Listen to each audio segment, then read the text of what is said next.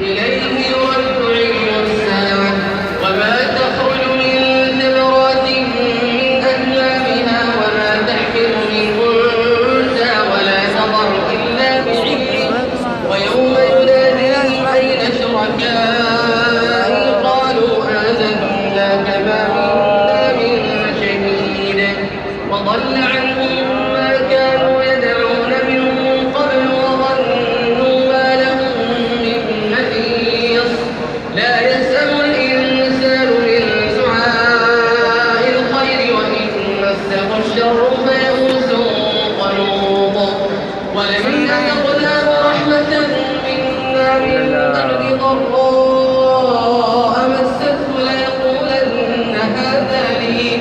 ليقولن هذا لي وما أظن الساعة قائمة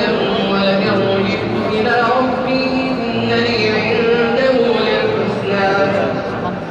فلننبئن الذين كفروا بما عملوا ولنذيقنهم من عذاب غليظ وإذا أنعمنا على الإنسان أعرض ونأى بجانبه وإذا مسه الشر فذو دعاء عريض قل أرأيتم إن كان من عند الله ثم كفرتم به من أضل ممن هو في شقاق بعيد سنريهم آياتنا في الآفاق وفي أنفسهم حتى يتبين لهم أنه الحق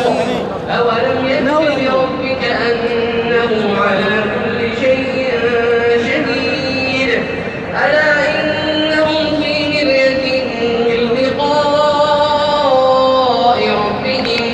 ألا إنه بكل شيء محيط الله أكبر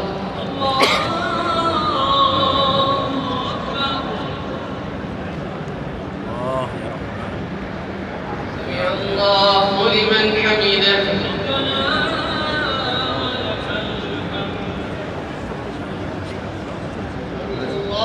चार्ज को बजे पे होगा ना